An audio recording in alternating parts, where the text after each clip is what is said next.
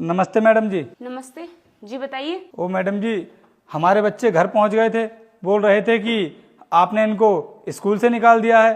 तो क्या हम जान सकते हैं कि आपने हमारे बच्चों को स्कूल से क्यों निकाल दिया? पहले तुम मुझे ये बताओ, किसकी परमिशन लेकर तुम कुर्सी पर बैठे हो?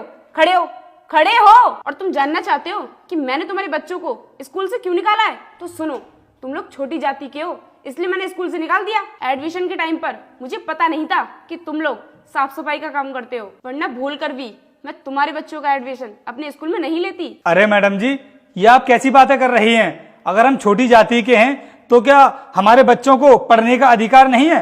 अरे शिक्षा लेने का अधिकार तो सभी का है, चाहे वो छोटी जाति का हो या बड़ी जाति का। और अगर ऐसी ही बात थी तो आप हमको पहले बता देती ना। एडमिशन के फॉर्म पर हमने लिखा था कि हमारी क्या जाती है। और अगर आप इस समय हमारे बच्चों को स्कूल से बाहर निकालेंगी तो इनकी तो पूरी साल बर्बाद हो जाएगी। आपके स्कूल में पढ़ते पढ़ते इनको 2 महीने हो गए हैं मैडम जी।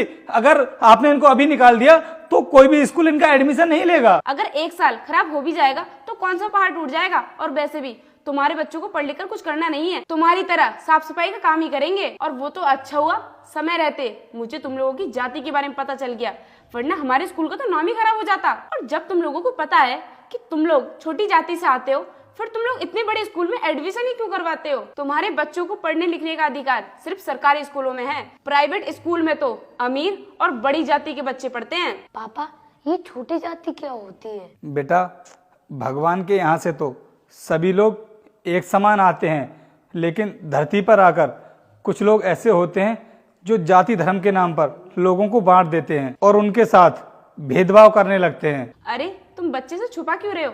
बता दो उसे। और वैसे भी बड़े होने की बातों से पता चली जाएगा कि तुम लोग छोटी जाति से हो। मैडम जी, आप बच्चों के सामने ऐसी बातें क्यों कर रही हैं?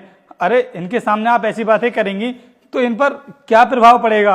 और वैसे भी मैडम, आप तो इतनी पढ़ी लिखी हैं, आपको तो पता होगा कि स्कूल को शिक्षा का मंदिर कहा जाता है और आप उसी मंदिर में बैठकर ऐसी बातें कर रही हैं। मैडम जी, सच कहूँ ना तो आपके मुंह से ऐसी बातें बिल्कुल भी शोभा नहीं दे रही हैं। देखो, मैंने डिसाइड कर लिया है कि तुम्हारे बच्चे इस स्कूल में नहीं पढ़ सकते तो नहीं पढ़ सकते। तुम मुझसे क्यों बहस किए जा रहे हो? जाओ ना यहाँ से। मैडम, ये स्कूल से बाहर नहीं जाएंगे, स्कूल से बाहर तो तुम जाओगी। अरे डीएम सर, आप आइए, बैठिए ना। कोई जरूरत नहीं है मुझे यहाँ पर बैठने की। मुझे ये बताओ, तुमने इनके बच्चों को स्कूल से बाहर क्यों निकाला? तो क्या सर, इन्होंने आपसे शिकायत कर दी? अगर तुम इनके बच्चों के साथ में गलत करोगी तो फिर ये शिकायत नहीं करते तो और क्या करते? और वो तो अच्छा हुआ कि इन्होंने मुझे बता दिया कि तुम स्कूल में जातिवाद फैला रहे हो, वरना तुम्हारे बारे में तो मुझे कभी पता नहीं चलता। और ये जो तुमने इनके साथ में किया है, इसके लिए तो मैं तुम्हारे स्कूल